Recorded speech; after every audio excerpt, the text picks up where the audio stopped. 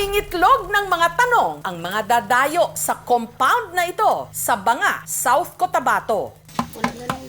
Meron kasi ritong asul na container na ang laman nasa 500 balat o shell ng binasag na itlog. At lahat ng ito, inipon ni Rodelio. Kanay kay lubong na ni, kaya ron limpyo na. Pero hindi raw siya gagawa ng leche flan. Lalong hindi raw siya nagsasayang ng pagkain. Ang mga itlog kasing ito ang ginagamit niya para sa panggagamot, Sige na, atong puuton dos lalong. Dili ka madlok ka. Nanay! sa pamamagitan daw kasi ng babasagin niyang itlog, di umano, kaya niyang tukuyin ang sakit ng kanyang pasyente. Parang scan o x-ray. Prostate gid siya, sir. O, kapaga na siya, gahupag pagid. May UTI pa, nasirispiyak. Ako rin magbulong, tanan, breast cancer, goiter, mayuma, almoranas.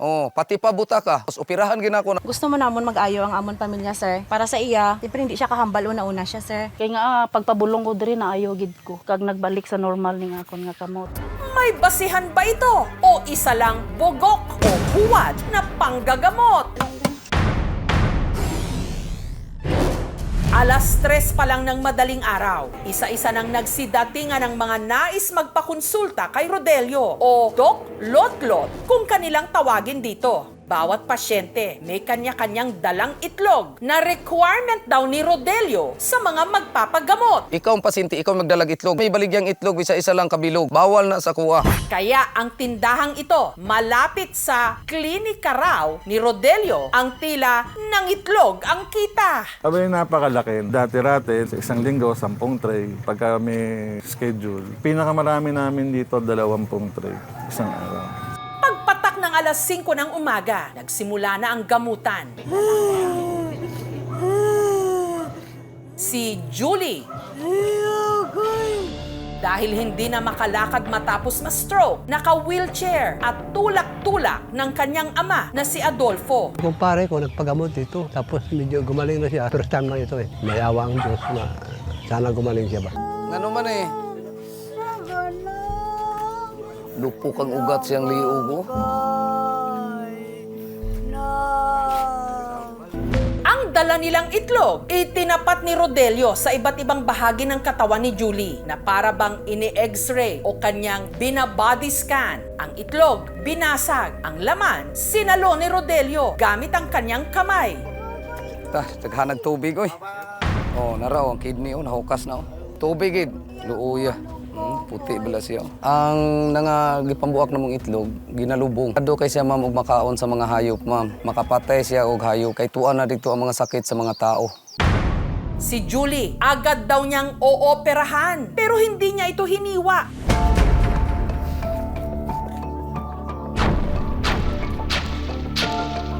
Ang leeg, kamay, Gogoy, agol gogoy. Buha nga mo dong baba mo. Sige daw. pati na ang bibig ni Julie, pinisil-pisil.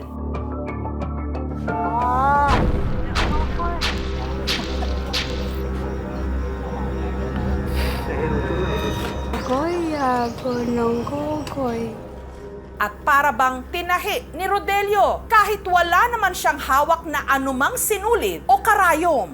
Sunod niyang pinainom si Julie ng langis o lana na nakasilid sa bote ng alak. No, dugay na kay siya, 200 na kina siya katuig. Wala gyud ginasagol na, ma'am.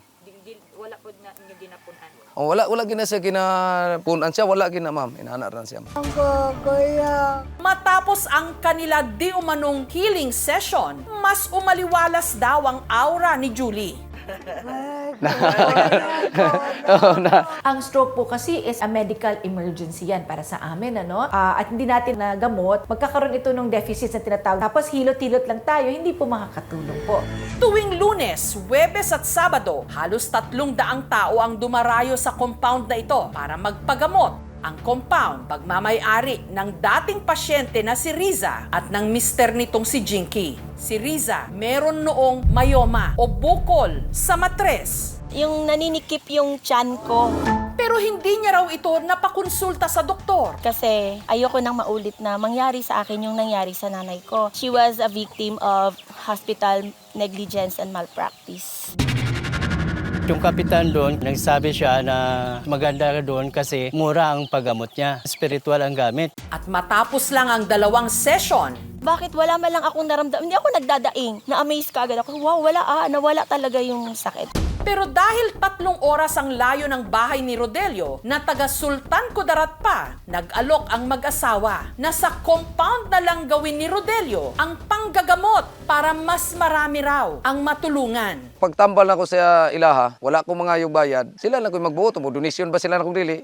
Si Annalyn naman, follow-up check-up na raw. Kay Rodelio niya raw kasi napiling ipagamot ang kanyang mga bukol sa dibdib na 17 taon na niyang dinadala. August last year ako pumunta kay Doc, nagpagamot. Pag hawak ni Doc Lotlo sa akin, hindi na ako nahirapan huminga. Ayos na yung pakiramdam. Ang 2 bukol ni Annalyn nawala raw ilang buwan matapos ang kanyang unang session kay Rodelio. Kaya ngayon, buwan-buwan siya kung bumisita rito para masiguro na hindi na bumalik pa ang kanyang bukol. Sa isa ka bulan, kaapat lang magbalik.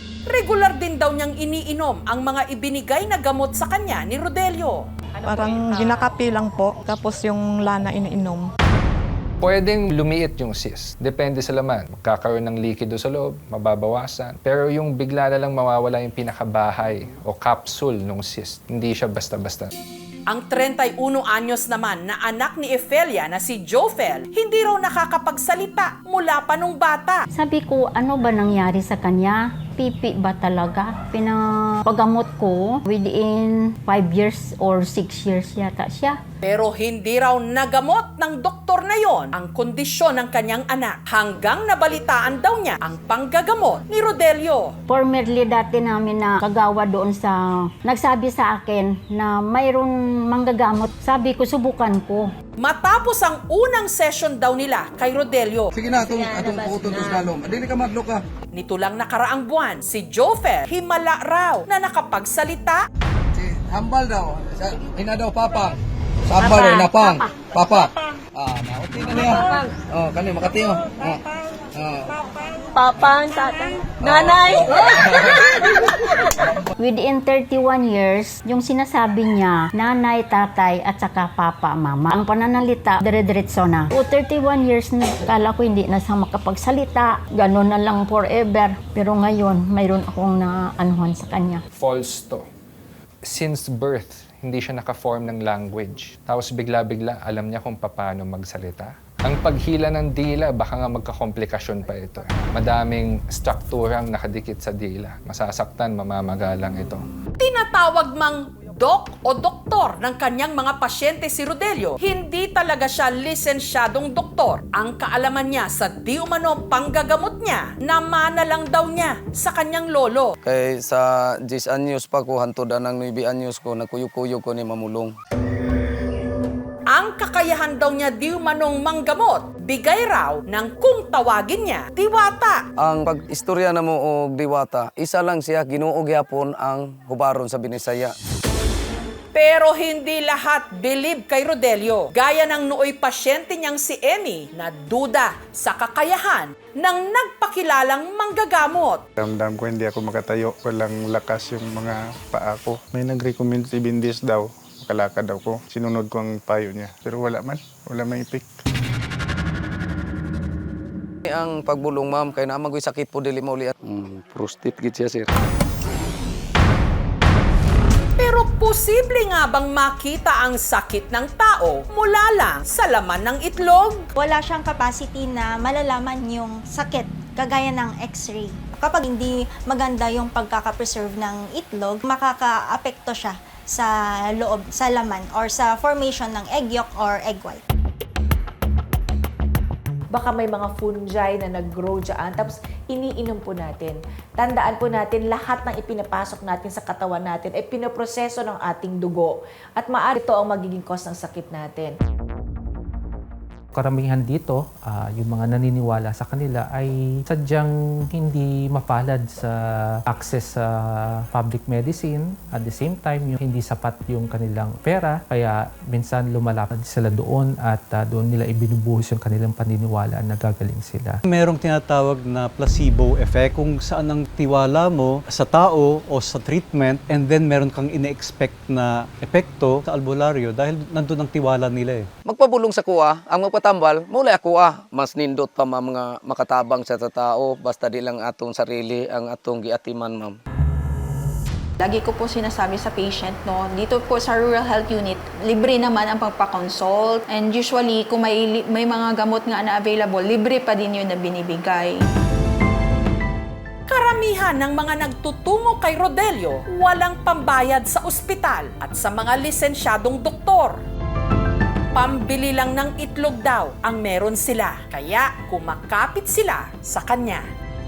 Prostitute siya, sir. Sa usapin ng kalusugan, ang magpatingin sa doktor o magtungo sa ospital, itinuturing ng marami na luho, hindi abot kaya.